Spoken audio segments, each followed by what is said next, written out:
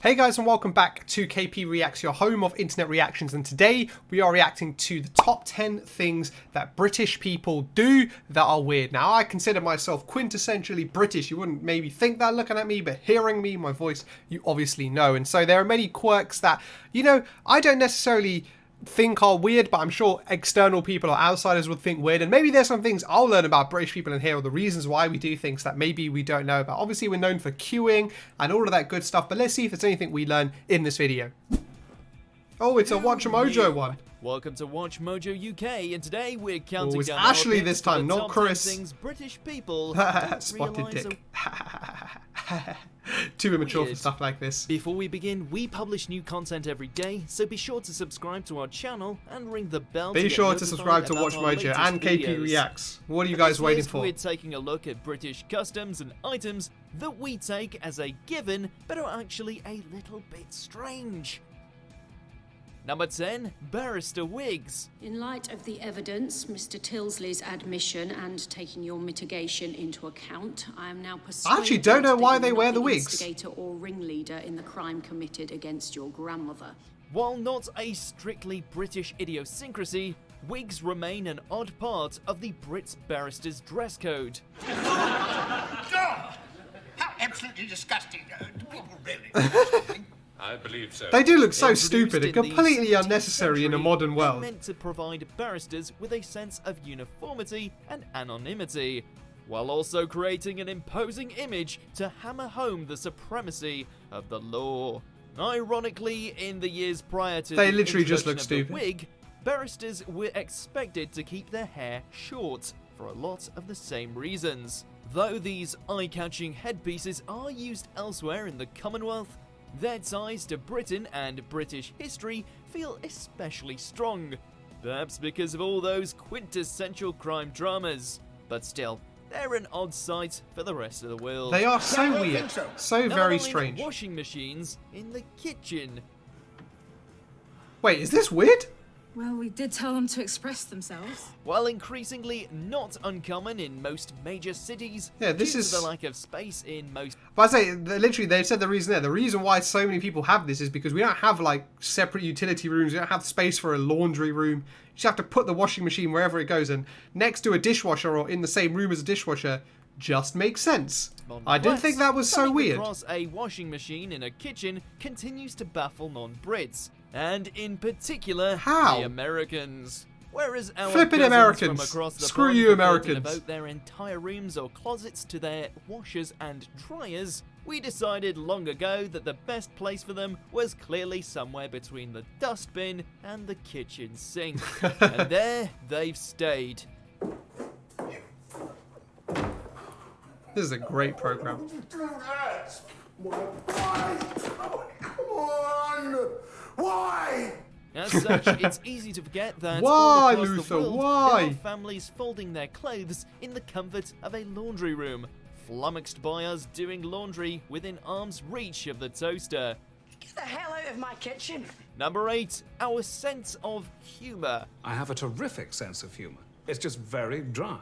Often mistaken for having no sense of humour at all. Satire, irony, self-deprecation, Definitely, like, irony and sarcasm is something very British that I don't even think anyone really gets. But British comedy very much is definitely British. Americans don't get it. That's why British comedians don't necessarily break out in the US. These are the It's things just, that yeah, make just British so British. humour unique. Perhaps Ricky Gervais is a summed perfect it up example of best this. when he He's said probably that the one that's Brits probably made the most out of it in mercilessly terms of that take the piss transition out to of the people US we like and or that type of dislike. comedy. To some, this can come off as rude or nasty, but Brits know that deep down, it's all in good fun. You've got all the charm of a rotting teddy bear by a graveside. British humour is about being able to make By the way, that is a great program. If you haven't watched Thick of It, fun of yourself. Fantastic. Something that Top flies tier directly programming. in the face of big brash US comedy. A good way to tell if you've just been run over by a solid British joke is if you find yourself asking, were they joking or not? How come you've only got one eyebrow? The dog chewed it off last year. Number 7, calling pulp juicy bits. Yes. No.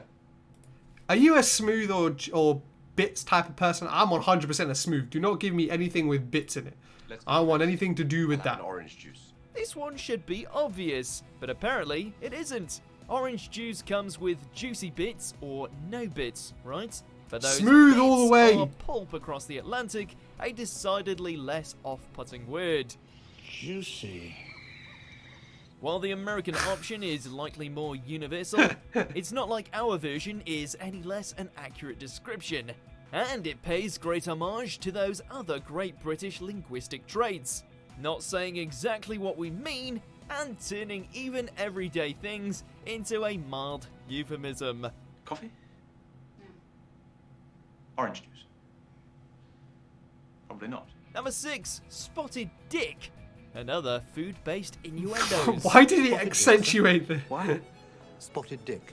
The ever-popular spotted dick is a traditional... Yeah, this is a pudding strange one. I have that's no really idea why the hell we named it tasty. this. But those who didn't grow up with this served after dinner tend to only snigger at its name before dick. So those of you guys didn't know, the name Richard shortens to Dick, like the name William shortens to Bill. So that is a very weird British type of thing, but that's why it's called Spotted Declining Dick. it in favour of a less And that's why they, as I British say, linguistic they renamed it traits. Spotted Richard. Tend to only snigger at its name before declining it in favour of a less risque cheesecake. Such a So staple immature, is flipping spotted Good dick, Morning though, Britain. that there are still multiple canned varieties available if you're in need of a quick fix. And if nudge nudge wink wink food is really all you're after, then why not Oh, have this is Scotch a woodcock famous for Good Morning breakfast scene. and toad in the Holly and hole Gino are for too your much. I can't really say my grandmother used to make a sausage in the hole. My grandfather used to make sausage in the hole. For a non-Brit looking in, our menus both boggle the mind and tempt the taste buds. This is good. I thought the food here was supposed to suck. Number 5, having multiple taps. What? How and why this is still a thing is pretty baffling in itself. Across the world, other humans have evolved to the point where they're no longer required to either burn or freeze their hands off when they go to the loo. And yet, in these parts, having 2 separate taps for hot and cold water remains the norm. Still, I think that's more the norm in like public places. I think in most homes now, everyone seeing someone uses a who's single not tap. accustomed to the setup Can't remember the try last time and I saw fail 2 to wash taps their in a hands home. without minor injury is kind of funny. Maybe that's why we refuse to change. Number 4, affectionate texts. You doing it? Yes. What?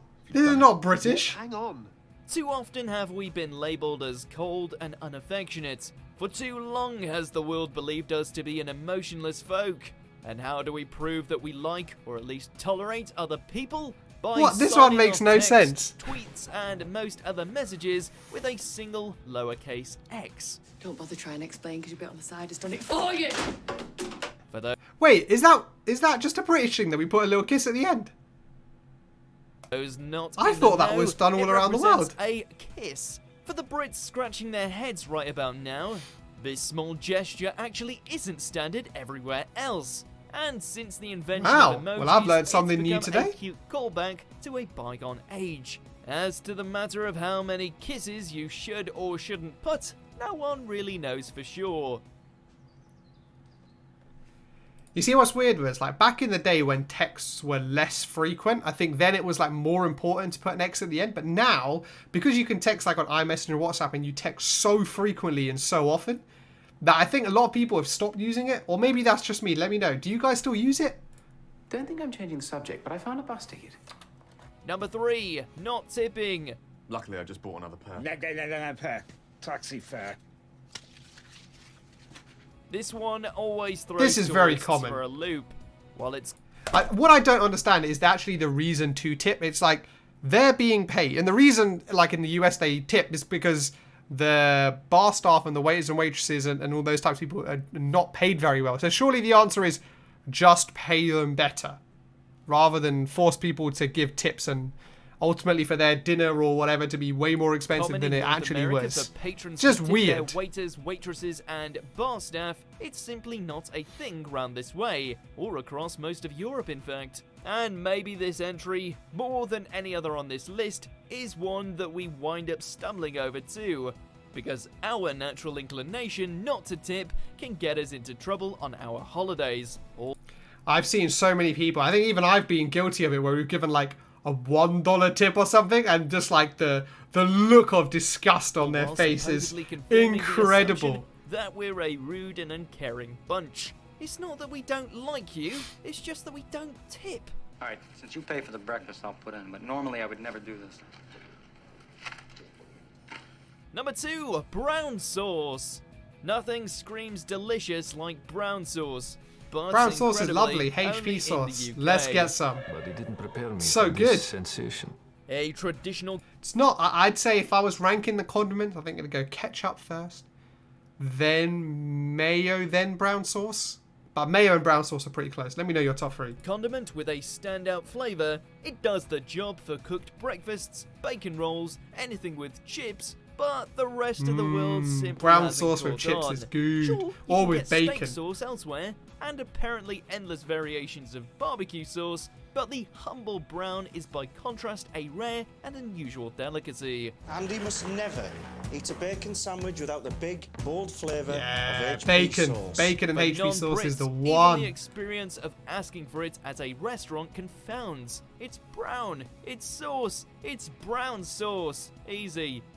Number 1, oddly specific regional accents. What did you think, love? Oh, John, I thought it was just great.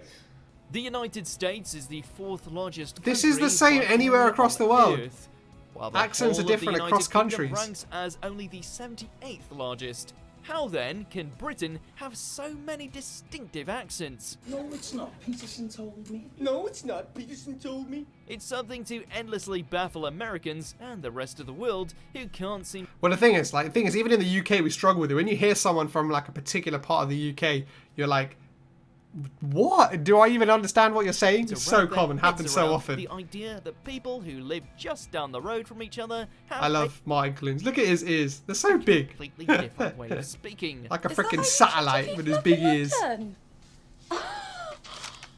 No wonder you're down here with your tail between your legs. If you go by Hollywood movies alone, then we all fall into one of 2 camps. Ardent Cockney or softly spoken Queen's English. In the real world though, that's very far from the case. Do you agree with our picks? Check out There were some strange ones in there, but I guess like the comedy and the tips is one I definitely see. Like whenever I go to America, I find it so weird that you have to include that. Like, tax isn't included, tip isn't included. So it's like the price I see on a menu is just not the price I'm going to be paying. At least what you see here is like what you get.